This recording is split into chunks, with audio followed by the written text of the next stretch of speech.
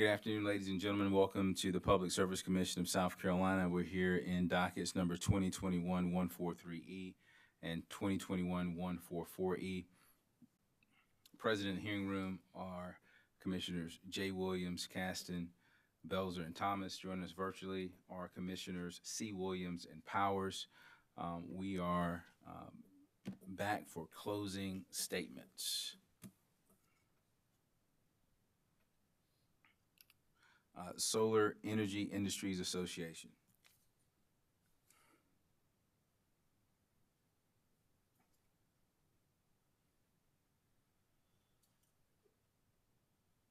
Thank you, Mr. Chairman. The Solar Energy Industries Association has reviewed and concurs in full with the Clean Energy Interveners position with regard to the statutory interpretation issues and adopts the argument that they will articulate in full. As such, we will limit our closing statement to the solar industry's position on the proposed program. The solar industry has continued to show that it is a catalyst for energy innovation in the state of South Carolina. Solar continues to grow in popularity and in relevance. And in recognition of that, SIA and its member organizations have devoted a significant amount of time and resources into working collaboratively with other industry stakeholders and one of the largest utilities in the state of South Carolina on a cost-effective and prudent way forward. This type of collaboration has the potential to serve as a model in other states, as the versatility of distributed energy resources like rooftop solar plays an ever-growing role in the electric utility space. But ORS would impede this progress by conflating issues around solar energy that have been resolved in previous proceedings. The parties in this proceeding have shown conclusively that solar, coupled with energy efficient measures, such as smart thermostats, are complementary technologies that can benefit all of South Carolina's ratepayers by reducing load on the grid. SIA asserts that Duke has both shown that the proposed program qualifies as an energy efficiency program under South Carolina law, and that Duke has met its burden, showing that the benefits of the program outweigh its costs. Witness Ford may not be a lawyer, but she did give us the clearest explanation of the South Carolina statutes and the interplay between them that govern this proposed program. Witness Duff and Witness Huber showed, even with the company's very conservative assumptions, the programs exceed the agreed upon primary test governing energy efficiency programs. On the other hand, ORS has not demonstrated that costs outweigh the benefits of the Smart Saver program, as it insists on focusing on a secondary test performed with flawed assumptions. Nor has ORS presented alternative programs or service providers that can serve South Carolina's ratepayers as a means towards cost-effective energy management, despite ample opportunity to do so. Perhaps most importantly, if the anticipated savings in this program are not realized, the company won't be compensated under the true-up in the cost recovery mechanism. Complementary energy programs like Smart Saver are the tip of the iceberg in what is possible with distributed energy resources. And as even ORS has admitted in this case, these types of programs have the potential to expand accessibility to technology like rooftop solar to even more of South Carolina's ratepayers. As the National Trade Association for the Solar Industry, SIA represents over 1,000 member companies, many of which will likely participate in the types of innovative programs contemplated by the PSC in this matter. Simply stated, programs like Smart Saver Solar give customers choice, are cost-effective, and build South Carolina's economy. We appreciate the Commission's willingness to build a sound record on the benefits and cost-effectiveness of the Smart Saver Solar program, and appreciate the opportunity to contribute to that record. Thank you, Mr. Chairman. You're welcome, sir. Clean Energy Interveners.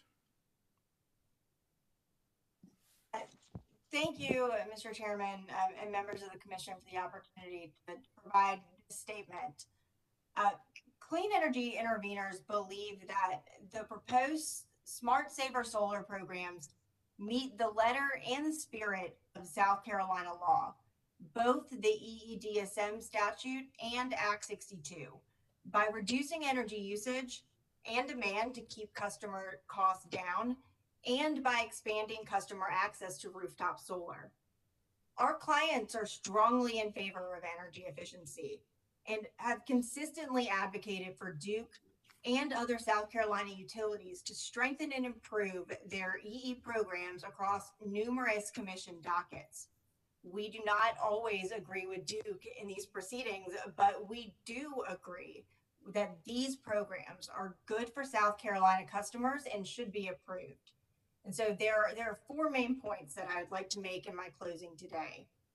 First, this program is lawful under both the EEDSM statute and Act 62. Second, there's nothing new about how the savings from this program were estimated and how they will be verified. And ORS's claims about their risks to customers are not supported by the facts or evidence in this case. Third, Duke has provided more than sufficient evidence that this program will reduce customer risk and save ratepayers money. And so my fourth and final point is that this program is not just lawful, it's good policy as well, and approving it is in the public interest. So first, these programs are lawful under the EEDSM statute. ORS's arguments opposing these programs rely on semantics and an inconsistent and illogical interpretation of the law. A central canon of statutory interpretation is that a statute should be construed so that no word, clause, sentence, provision, or part shall be rendered surplusage or superfluous. The Commission's authority over utility DSM programs comes from and is bound by the terms of South Carolina Code Section 583720. Under ORS's view, the legislature's definition of demand-side activities for purposes of that section only somehow does not apply to anything within that section, rendering it completely meaningless. Likewise, ORS would have this commission believe that the legislature's express inclusion of renewable energy within that definition of demand-side activities means nothing at all.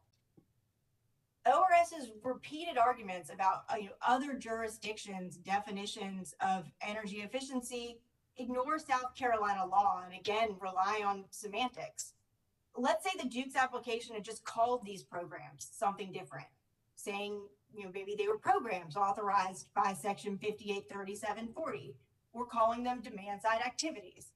Those changes would have no impact on any substantive element of these programs whatsoever, and yet ORS's arguments on these grounds would entirely collapse.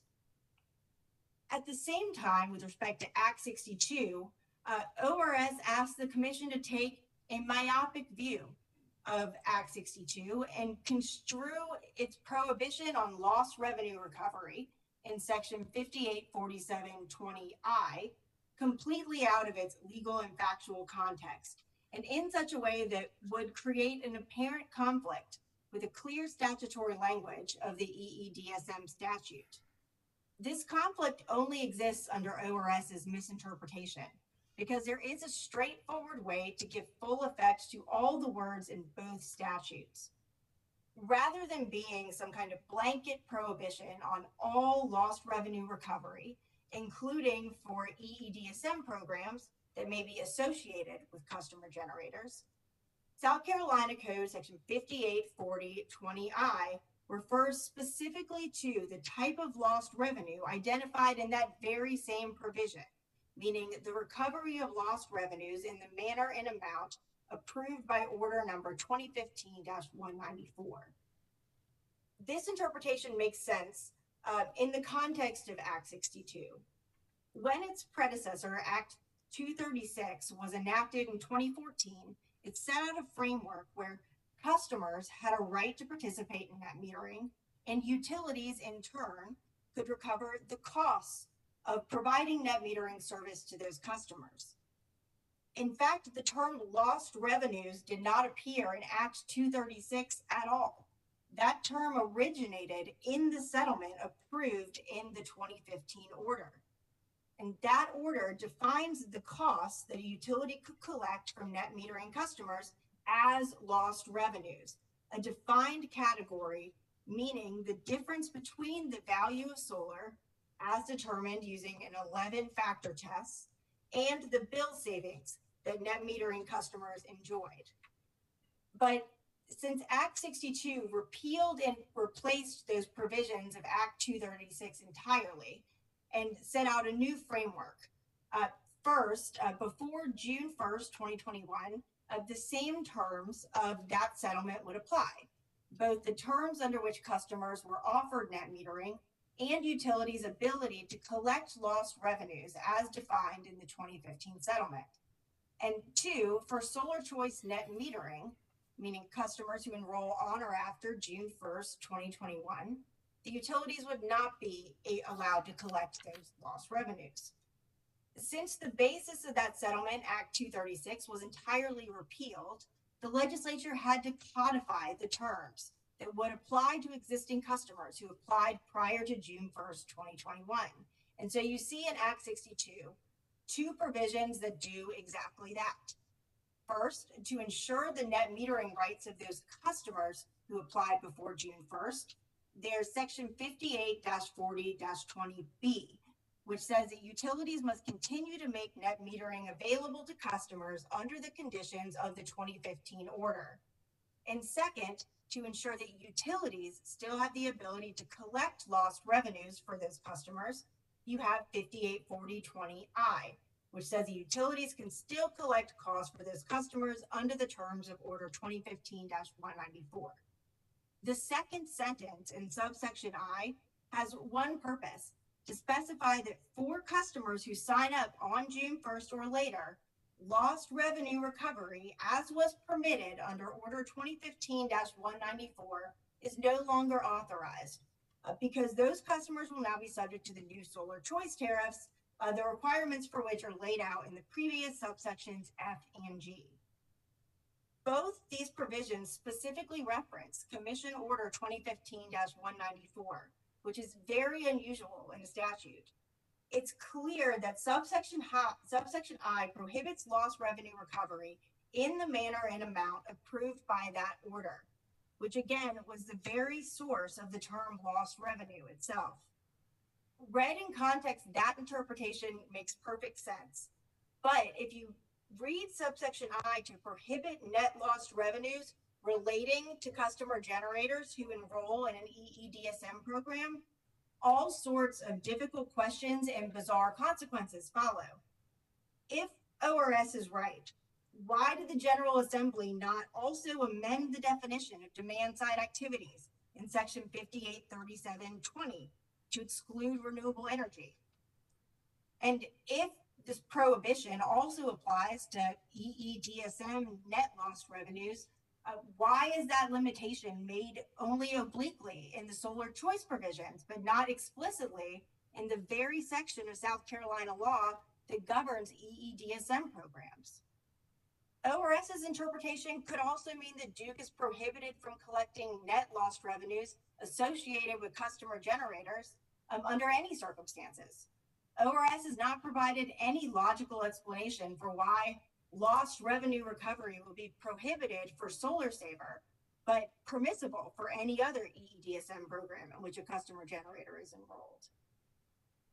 Reading subsection I to refer only to lost revenues under the 2015 order doesn't just make sense from a legal perspective, but from a factual one as well, because lost revenues under that order are factually distinct from the net lost revenues collected under Section 583720. Lost revenues in the context of the 2015 order encompass both customer generator savings from behind the meter consumption and the bill savings that resulted from exported energy generation. And the basis for the calculation of lost revenues required Commission determination of an 11-factor value of solar. In contrast, under the proposed Solar Saver program, Duke seeks only to recover those net lost revenues associated with behind the meter consumption that reduces demand on the grid. Exports are not included, and net lost revenue is limited to 36 months, which was not the case under the 2015 order. And there is no 11-factor calculation of the value of solar because the cost savings from that behind the meter usage is measured in the same way the companies do for all their other EEDSM programs. which brings me to my next point, which is that there is no reason to think that these programs are risky for customers. There isn't anything new or unusual about how the company modeled the cost effectiveness of these programs, how the savings would be evaluated and verified later, or how the cost for the program will be recovered through the mechanism already approved by this commission. For these programs, Duke did the same thing it does with all of its other programs. It estimated the reductions in system energy usage that would result from customers behind the meter consumption. Then it looked at the cost savings from those reductions in energy usage and peak demand. Those methods are time tested, and there isn't anything about these programs that would warrant questioning those methods now. The only distinction here is that these programs involve rooftop solar, a renewable technology that is specifically allowed by South Carolina law. But from the utility's perspective, there isn't anything different about behind the meter reductions in usage than reductions in usage from a new water heater or insulation, for instance. These programs pass multiple cost effectiveness tests, including the one that this commission has held and the parties have previously agreed is outcome determinative. And it isn't close. That testing shows that these programs' benefits will exceed their costs by 2 to 1. ORS says that this is gambling with customers' funds. I'm pretty sure that it wouldn't be called gambling at all if casinos stacked the odds so that customers left with twice as much money as they came in with. And we know from experience that investing in cost-effective programs is a good bet for ratepayers. The company's EEDSM programs, modeled with the same methods used for these programs, have saved South Carolina customers roughly $750 million just over the last 5 years.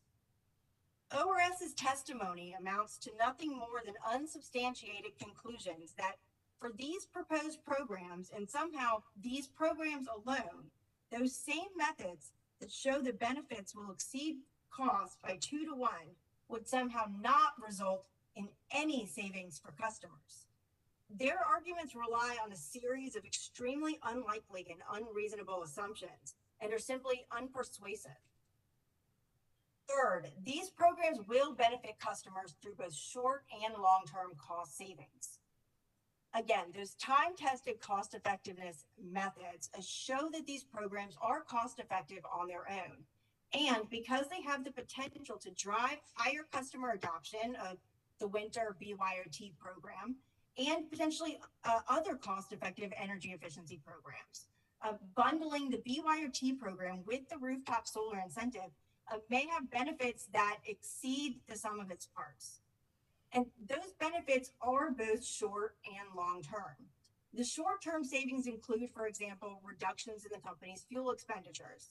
And the long-term benefits are not theoretical or unknown. They are the same long-term benefits that you would see from any energy efficiency program.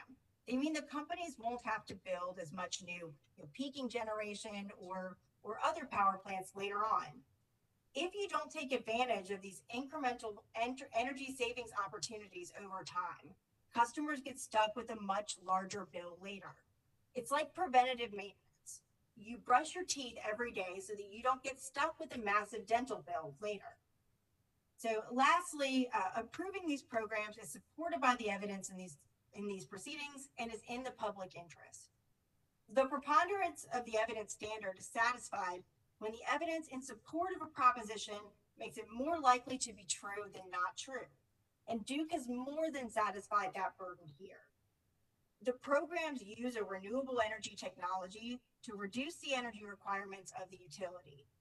That is expressly authorized by law so long as a program is cost-effective, environmentally acceptable, and reduces energy consumption or demand. Any arguments of rooftop solar is not environmentally acceptable are just contrary to common sense. And these programs will certainly reduce energy demand. The companies use time-tested methods to determine the cost effectiveness of these programs, and those tests show that they will save customer costs over the short and long term. Now, ORS has stated that the using and consuming public wasn't represented, because stipulating parties didn't involve ORS in the initial discussions about the proposed program design that was then brought to the collaborative for feedback. But you heard ORS at this hearing. ORS's witnesses simultaneously claim that they don't think that it's their role to offer feedback on program design to the companies. And so they've really taken an inconsistent position here. And it's unclear how it's in the public interest for ORS to wait and only object to a program after it is presented to this commission for approval. ORS's position here ignores the inclusion of renewable energy in the EEDSM statute, ignores the broader aims of Act 62, where the legislature stated its support for DER deployment, particularly where it also saves customers money, and ignores the terms of the EEDSM settlement that they signed on to and the commission approved. As they did in the earlier solar choice dockets, ORS has again cherry-picked portions of South Carolina law, and here has taken positions that are inconsistent with their own past positions and with other commission decisions. It seems like ORS has only done so in ways that would hinder rooftop solar and therefore these programs. ORS has continued to state that they represent the public interest in these proceedings, but ignoring South Carolina law is not in the public interest. And for all of those reasons, Clean Energy Interveners respectfully request that the commission approve the Smart Saver Solar programs to encourage innovation and clean energy solutions to the benefit of all ratepayers. Thank you. Applicant.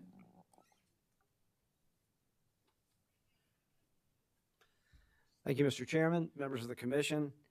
If I could, I'd like to address Commissioner Belzer's request first and then proceed with closing arguments. I think it would just be streamlined. And I realize that you've heard testimony that has addressed the question, and we've also heard closing statements that address the question. So I'll try to be very brief on this point. But I think to address the question posed, you first need to start with order number 2015-194, which is the prior NEM program that was established in response to Act 236. And that was a program that resulted from a settlement in which ORS participated. And in that settlement, the parties had some disagreement on how to value energy produced as a result of DER. And so there was a compromise. And the compromise was, let's have a 1-to-1 ratio for all energy produced as a result of rooftop solar NEM. And then we'll also have an avoided cost, which is also referred to as I believe the ORS test for the value of energy, more of a true avoided cost test. And so in this settlement, the compromise was, let's have a formula that evaluates this 1-for-1 ratio against an avoided cost.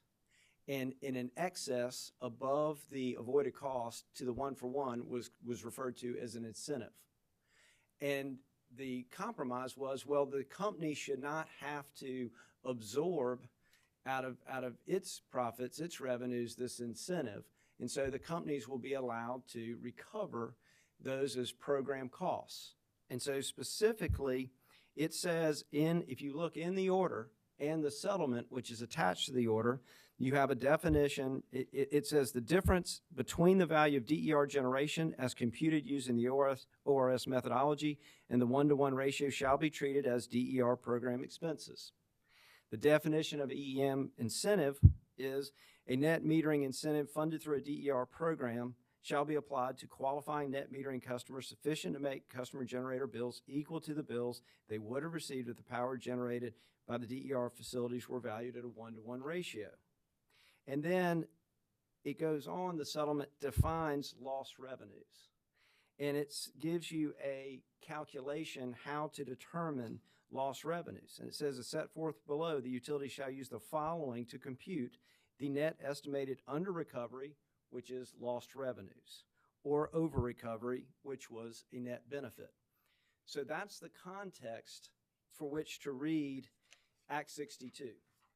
And when you look at Act 62, it says, nothing in this section, however, prohibits an electrical utility from continuing to recover distributive energy resource program costs, which we stated earlier in the settlement, refers to these as costs, in the manner and amount approved by the Commission Order Number 2015-194 for customer generators applying before June 1, 2021. And so to be clear, if you're an existing customer under the 236 NEM program, you may continue under that program. You're not forced to come over to Solar Choice today. So the legislature had to make clear, how are we treating those customers that are grandfathered, if you will, under the pre-existing NEM Act 236 program from new Solar Choice customers. And so the way they did that was to reference this in two different places in Act 62. They did it in Section B, as you've heard, and that relates to the customer protection, saying you as a customer, if you're an existing NEM customer under Act 236, you're protected and you still get to receive this incentive. And then they came under Section I, which is the focus of this, and they added this sentence that said the electrical utilities are prohibited from recovering lost revenues associated with customer generators who apply for customer generator programs on or after June 1, 2021, which was the effective date of the new Solar Choice program. So I think the record, when you look at this sentence in the context of the order and the settlement agreement for Act 236, it's very clear what this is, what the legislature was trying to distinguish. Finally, if you look at the EEDSM statute 583720, it does not use the term lost revenue. It talks about net income. So it's really it has a different focus. If you read, it says, adopted, these procedures must provide incentives and cost recovery for energy suppliers and distributors who invest in energy supply and end-use technologies that are cost-effective, environmentally acceptable, and reduce energy consumption or demand. That's a very different concept than what we're talking about in the 236 settlement.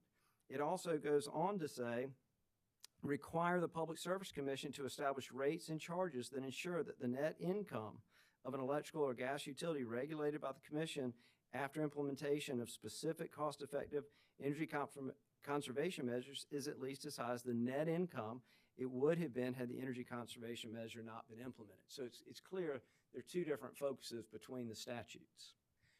With that, if I may, I'll turn now to my closing statement.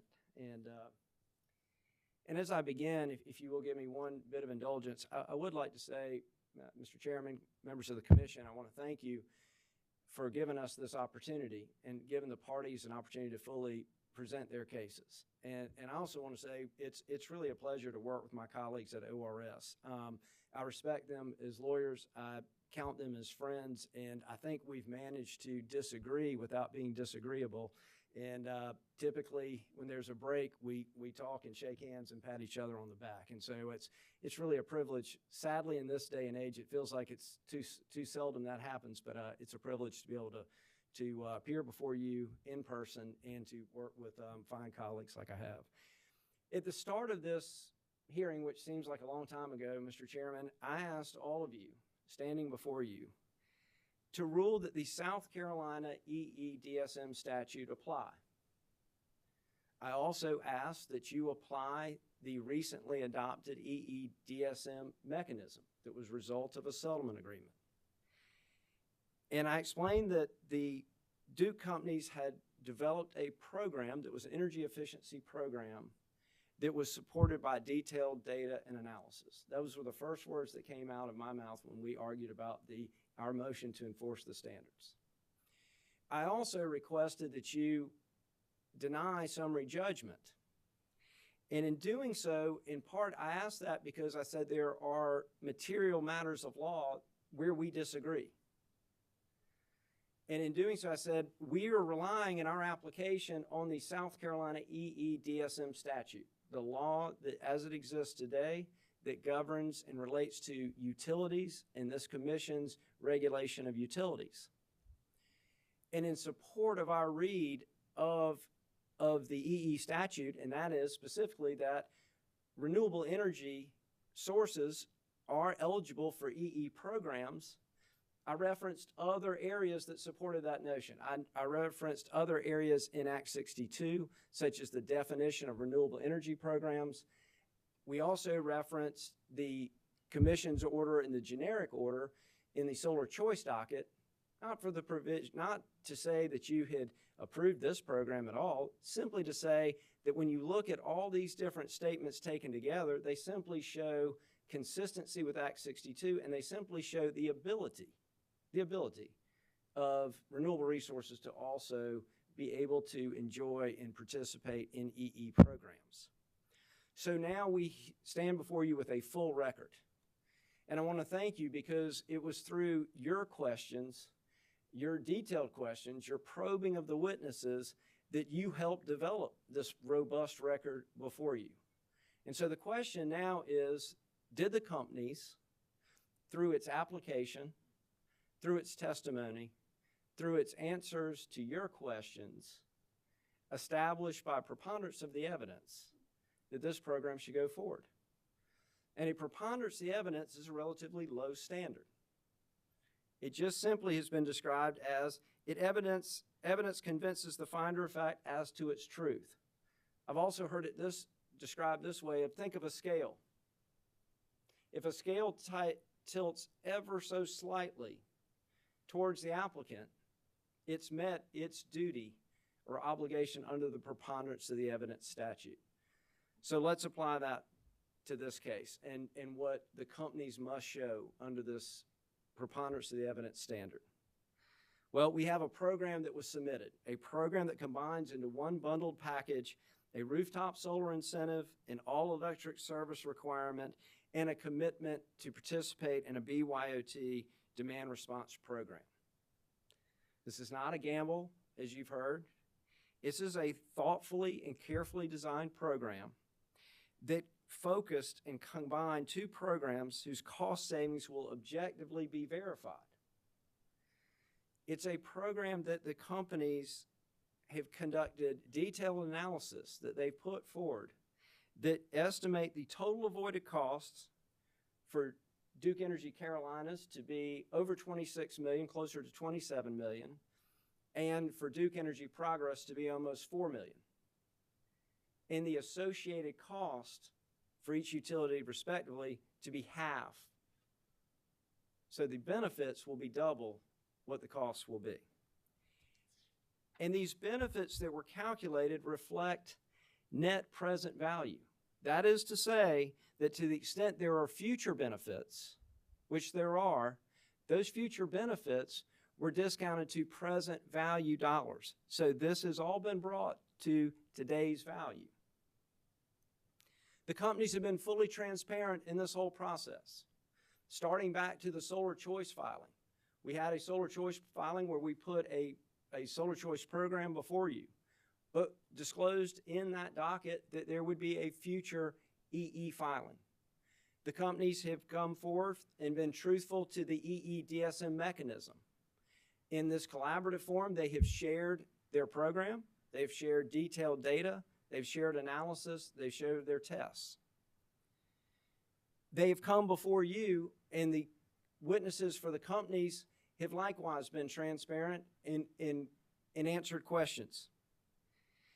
They've talked about their application of the UCT test as the primary test, which is consistent with the EE DSM mechanism. They're applying the law as it was passed.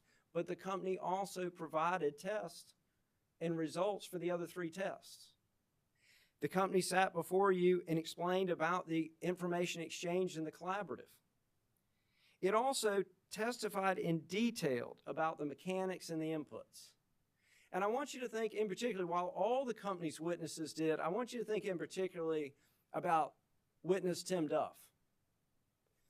Maybe witness Duff should be the one doing the closing argument today, because witness Duff sat before you and eagerly took your questions and wanted to answer your questions. He wanted to talk about this program, and he wanted to talk in detail about his assumptions, about his tests, about his testing process, about the inputs he used, all of which adhere to the DSM mechanism, all which faithfully adhere to existing South Carolina law, and all which were done in a method that had been done by the company in other past programs. And I think, respectfully, I would say that when you see a witness who sits before you that's open and wants to have this exchange, wants to impart the knowledge they have, wants to answer these questions in detail and get to the nitty-gritty of the program, I think you can make certain inferences when you hear a witness testify like that. Witness Duff also testified regarding the independent EM&V process, which I referred offhand to you as a true-up process. But it is just that. It is the measures and the cost savings and the benefits that I've mentioned to you will go through this independent process. And it's a process that will base cost recovery on verified and validated cost savings. Now, the company has skin in the game as well, because if this program is applied starting January 2022, as Witness Duff testified, the company will not see cost recovery until 2024. It would be through the 2023 filing, but it would not be reimbursed. So the company will begin making this payment of incentives to customers. The company will make that before it begins to collect reimbursement from the commission. So we've seen a company that has faithfully followed existing law, commission precedent, and put forward a program which is justified in great detail. It's also followed South Carolina law 583020 in terms of the incentive. And the law provides that it is entitled to this incentive. And we heard through the other closing statements the purpose of this incentive, to encourage a utility to be indifferent towards building a new power plant as opposed to serving load by finding ways to reduce consumption. And so if the commission were to take some, as some have advocated, that we deny this cost recovery, well then this would not be acting in accordance with 583720. And therefore the companies would be forced to withdraw the program and would not be able to offer them to their customers. So I've just laid out for you what you have to assume to find that the company's proved its case by preponderance of evidence. They've adhered to established law. They've employed traditional tests. They've employed traditional studies. They've adhered faithfully to the EE DSM mechanism. Now, what do you have to assume in order to find that the ORS has met its burden? Well, it begins with the fact that they have not argued their case under the South Carolina EE DSM statute that's applicable to utilities and the Commission's regulation of utilities. They've advocated that you adopt a different definition that's put forward by one agency of the federal government. They've largely ignored the mechanism that was recently agreed to, the EE DSM mechanism. Their own expert witness ignored that the EE DSM mechanism that was agreed to by the parties and filed before this commission recognizes the UCT as the primary test. To get to his challenges, he has to say to you, don't use the UCT test as the primary test. You have to agree to use something that's in contravention or conflicts with the agreed upon DSM statute. They also tried to give a narrow reading of Act 62 that we just discussed, so I won't go back into that, to say, well, that might be a different reason to oppose the program. But I think we've shown it's a very narrow reading that really contorts the law and the purposes of that program. But they made a statement. They said, well, we can't ignore this section, this one statement. We have to read Act 62 in concert with this. But they didn't read above. They didn't read slightly above that where it said one of the directives in Act 62 was to build upon the successful deployment of solar to continue market-driven private investment in DER by reducing regulatory and administrative burdens. This was a selective enforcement of a selective reference to these provisions. They also tried to get you to focus on just EE benefits to the household and say, don't worry about EE benefits to the utility system. But I think we showed through Witness Huber that that's a distortion, that to give a proper result, you have to consider EE savings in the context of a utility. mean, that's why we're here. If you have a household, you may recall I asked Witness Huber, if you have a household that's not connected to the grid, they can employ energy efficient batteries, they can employ other energy efficient mechanisms, but that doesn't relate to supplying power to the using and consuming public, which is what our focus is as a Public Service Commission and what Duke's focus is as a Public Utilities Commission. And that's what the focus is of the South Carolina EEDSM statute. Likewise, we heard their expert, Mr. Horry, testify that the only way he could get to really challenge this program is if he didn't use the UCT test. And then he also had to deviate from traditional methods of calculating and had to make extreme assumptions in terms of the inputs that he used.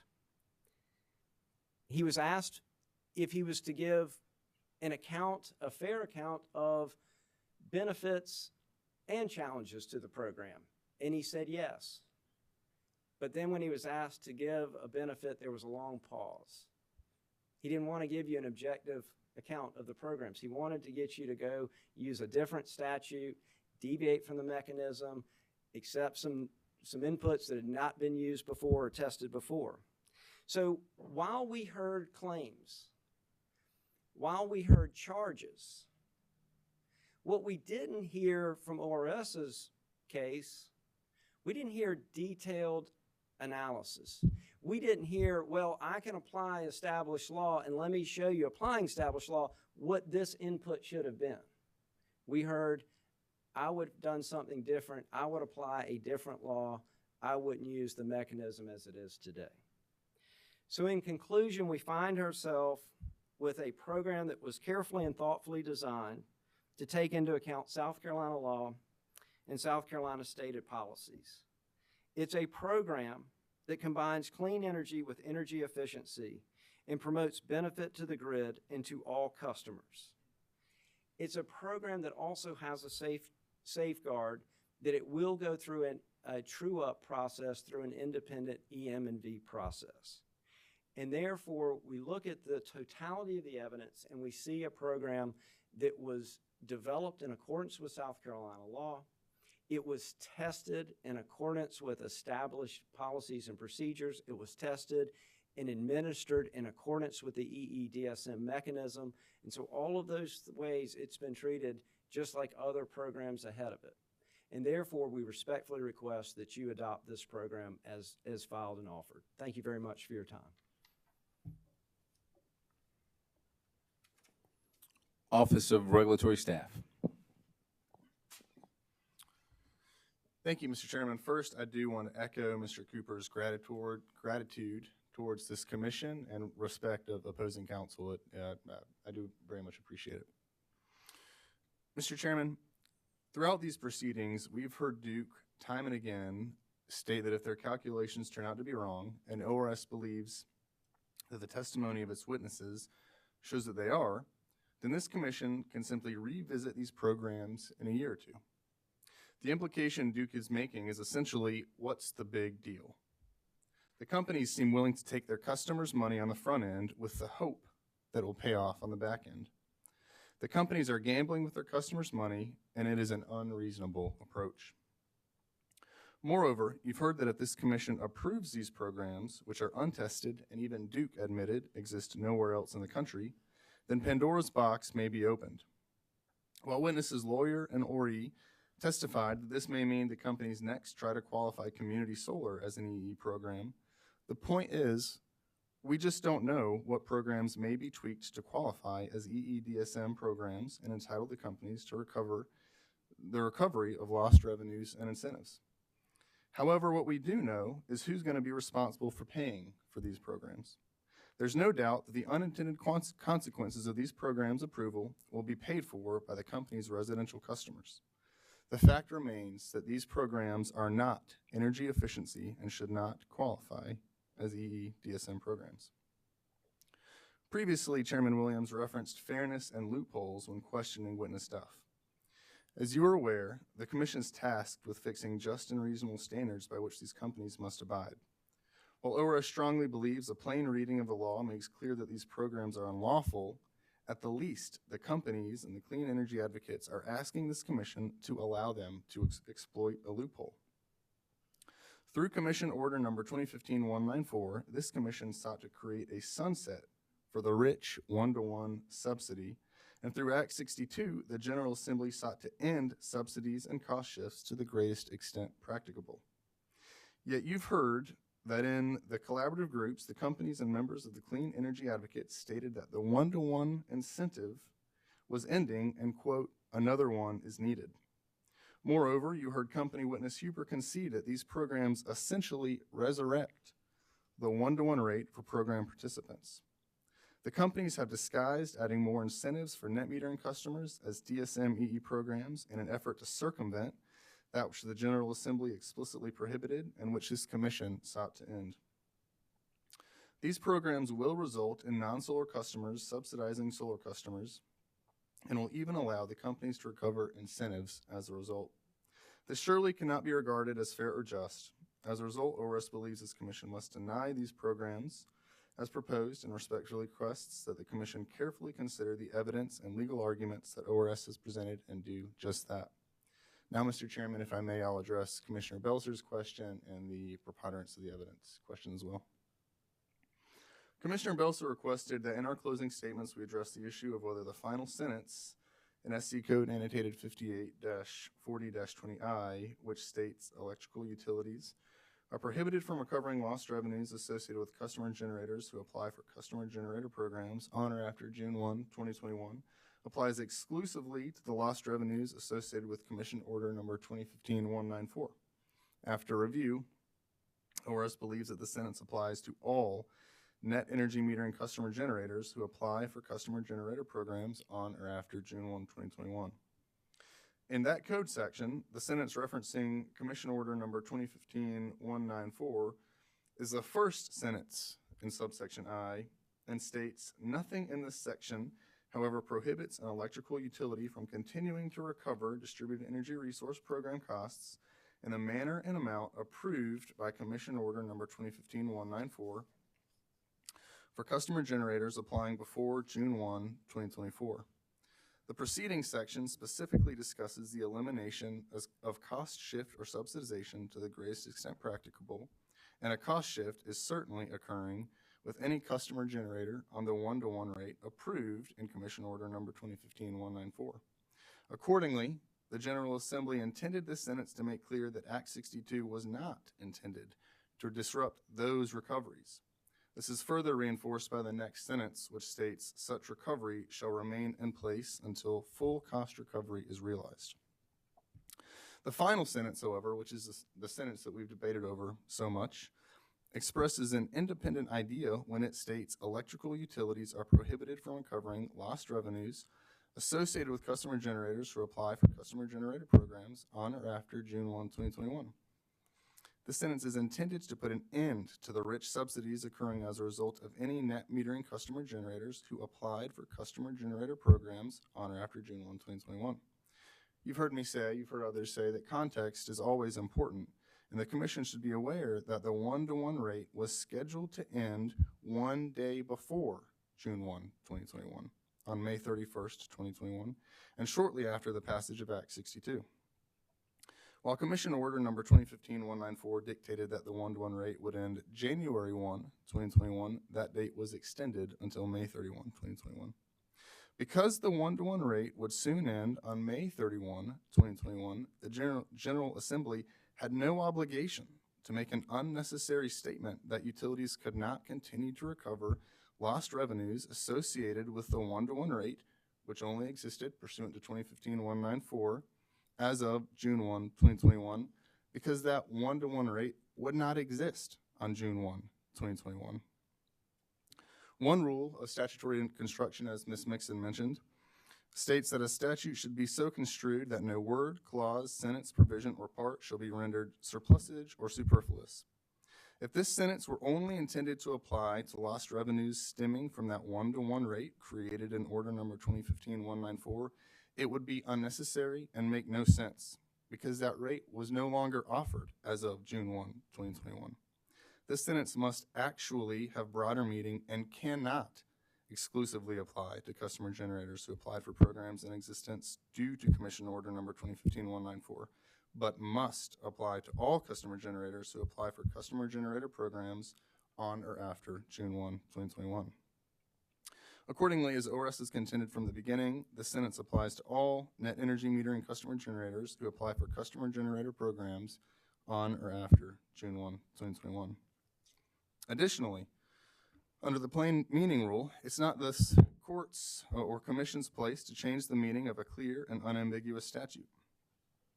Where the statute's language is plain and unambiguous and conveys a clear and definite meaning, the rules of statutory interpretation are not needed, and the court has no right to impose another meaning. The last sentence in 584020I is certainly clear. Importantly, the sentence falls directly within the net energy metering chapter of the code and not within the distributed energy resources chapter. As a result, while there may be a link between this sentence and the use of net energy metering as a distributed energy resource, to divorce this sentence from all other net energy metering created pursuant to SC Code Title 58, Chapter 40 ignores the plain language of the statute. Beyond the plain language of the statute, the lost revenue prohibition in SC Code annotated Section 58-40-20I, which was enacted in 2019 as part of Act 62, was implemented well after the creation of the EEDSM statutes in 1992 and 1997. In Act 62, the General Assembly took no steps to exempt EEDSM programs from the lost revenue prohibition. This is important because according to South Carolina case law, the legislature is presumed to be aware of prior legislation and does not perform futile acts. Moreover, there's a presumption that the legislature has knowledge of previous legislation as well as of judicial decisions construing that legislation when later statutes are enacted concerning related subjects. Thus, the fact that the General Assembly did not create a carve-out from SC Code annotated Section 58-37-20, exempting EEDSM programs from the provisions of SC Code annotated Section 58-40-20I, represents what must have been a conscious decision by the legislature to preclude electric utilities from recovering lost revenues associated with customer generators who apply for customer generator programs on or after June 1, 2021. To be clear, Commission Order number 2015-194 did discuss lost revenues, but it characterized lost revenues as, quote, net estimated under recovered, parentheses, lost revenue, in parentheses, or over recovered revenue, parentheses, net benefit, end parentheses. There's no doubt that while different terminology, the underlying concepts of lost revenue in Commission Order number 2015-194 and the revenue required to ensure the company's net income is, quote, at least as high as the net income would have been if the energy conservation measure had not been implemented, end quote, and discussed in 58-37-20 are conceptually the same. Finally, Mr. Chairman and members of the Commission, the companies have failed to show by a preponderance of evidence that these programs are just and reasonable and would benefit their customers. As a threshold matter, the proposed programs are prohibited by the requirements of South Carolina Code Section 58-40-20I. That fact notwithstanding, the companies have failed to meet their burden to show that the proposed programs are actually EE programs appropriate for approval pursuant to Code Section 58-37-20 under any recognized definition of EE, as explained by ORS witness Horry and Morgan, and as conceded by witness Huber. Nor have the companies shown that the proposed programs are cost-effective, as required by South Carolina Code Section 58-37-20 and Commission Order numbers 2021-32 and 2021-33. As discussed by witness Horry, the company's cost-effectiveness results are not reliable. And further, when appropriate inputs are used, the proposed programs unequivocally fail the UCT and TRC cost tests. For all the aforementioned reasons, ORS believes it's clear that the companies have not met their burden, but I want to note one other important factor. The companies cannot even agree on or indicate exactly how much these programs will impact customers' bills. The very basic premise of evaluating whether this is just and reasonable must be based upon the weighing of cost and benefits to the companies and their customers. But all the company could provide were references to cost tests without any actual figures outlining how much cost the customers would incur on their monthly bills. when they would be incurred, or for how long. In fact, you saw from witness Huber that even the company doesn't really know how much the programs will cost their customers or whether the programs will even be successful. It's clear that the companies have not met their burden of proof. For the following reasons, ORS respectfully requests that the Commission determine that Duke may not recover lost revenues resulting from these programs and that the company's applications be denied. Thank you, Mr. Chairman. Thank you, members of the Commission.